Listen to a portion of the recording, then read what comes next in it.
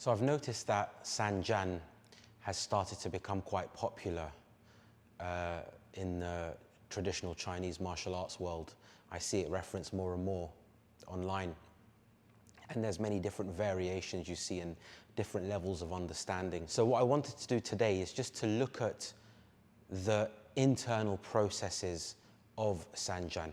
Obviously not all of them, but some of the internal processes of San Zhan.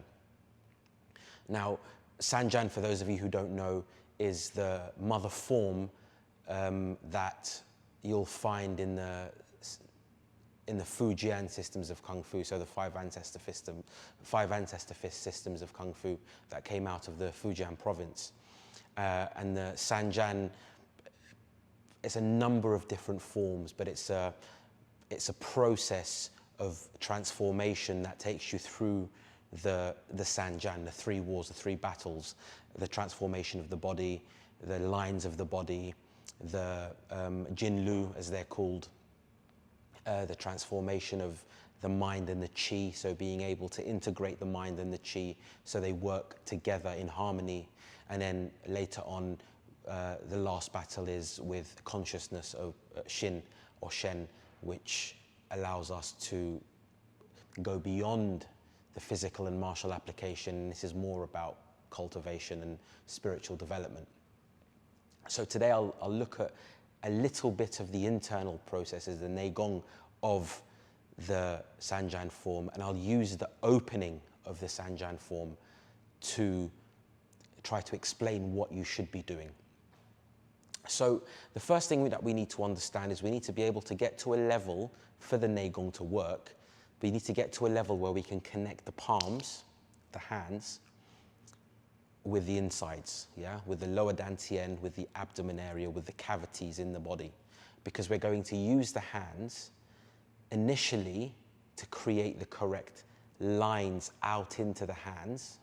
And then later on, as we start to develop Qi and work with Qi, and no, Qi does not mean breath, as we learn to develop and work with this substance that's inside the body, we start to mold it and shape it and direct it and pressurize using the palms.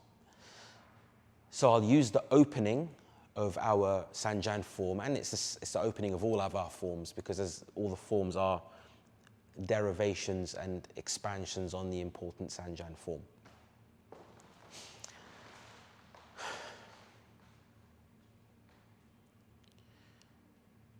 So the first thing we do with the opening is we make sure we're standing up straight. We're not holding any weird postures. We're just standing up straight and making sure we're aligned correctly.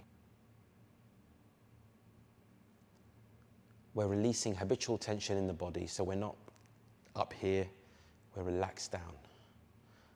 This shouldn't take more than 5 or 6 seconds when you're doing your form. Just stand, release down to the feet, and just stop thinking, just put your mind in your body. And the first thing we do is we grip the fists. Now the gripping of the fists isn't a hand movement. As I explained earlier, the hands will be connected to the interior, to the insides. So as I grip,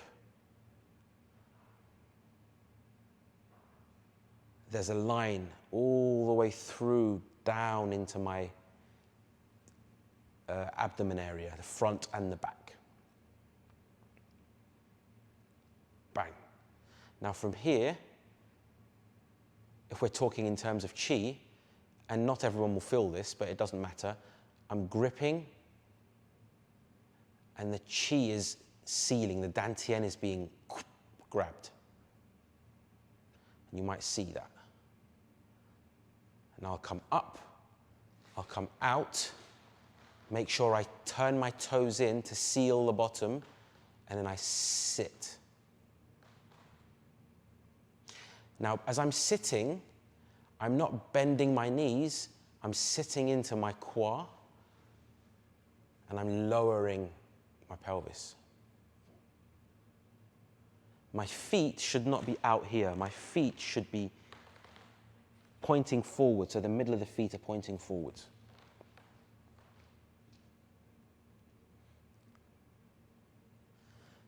my fists are gripped, so it's still held and sealed. My elbows are not flared. My elbows are back, creating a nice stretch in the body. Now the left hand opens. Now as it opens, one side of my body will release. Again, it's not just a physical opening of the hand, there's an internal release. I'll come across. As I come across, it's not just putting the hand across, empty. That release, that chi is being pressurized and being sent into my right side. You could see my body change as the hands move and the arms move. I keep that pressure there and I rotate forwards to balance out at the front. Can you see it's not empty arms?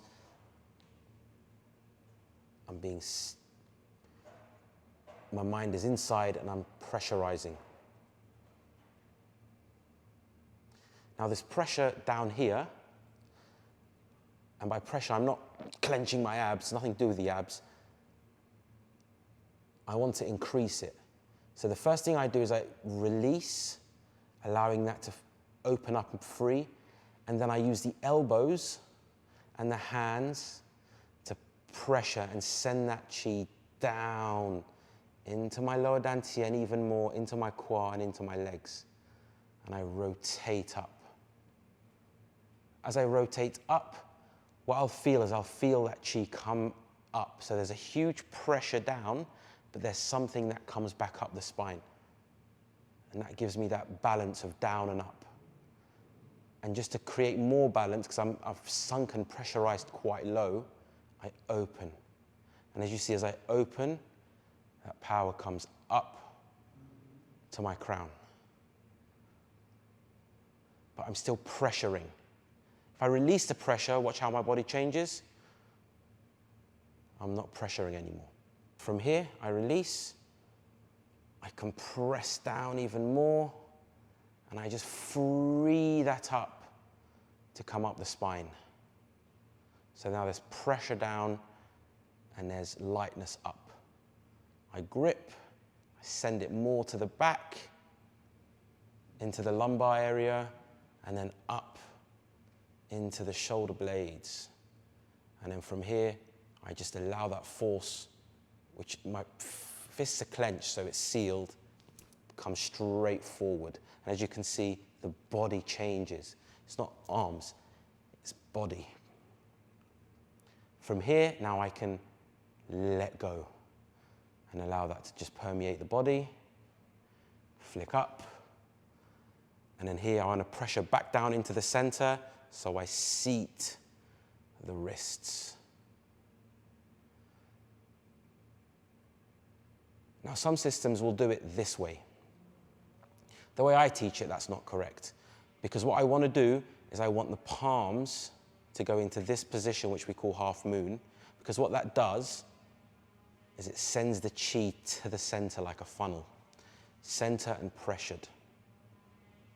So my center, my core, is strong, pressured, and the outside is floating and light, like a crane, yeah? Because I need that crane wing, the crane wings to be able to flick and be free to move.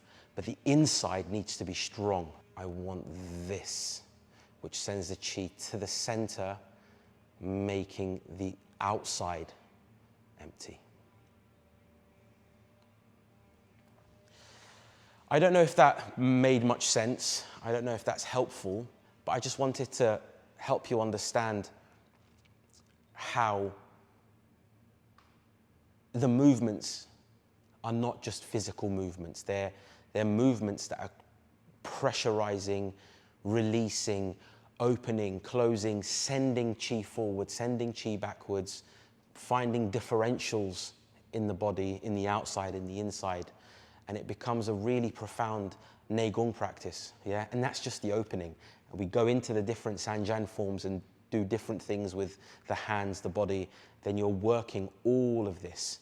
And you can start to see how you're you're going through these three battles, you know? You're going through these body transformations with these, creating these lines, releasing, expanding, and then later on your mind and the chi are integrating and working together. You're sending the chi into different places. So the body, the mind, and the chi work together. So the body doesn't move, the chi just goes because everything's integrated. You do a different move, the chi will just flow into different positions, all depending on how well you've integrated the body. And then the third battle with Shen, that's a lot more profound. Many people are not interested in that. Many people don't really want to go beyond the body and mental method. The consciousness method, the Shen method, is more to do with releasing self. So I hope that's helpful. Yeah, let me know. If you like videos like this, let me know. I'll do more, try to understand more. And of course, if you want to learn the whole system, all the different methods of how to cultivate these three battles, I've got an online school, shaolintaichi.online, which you can learn all of the systems step by step as I teach my in-person students.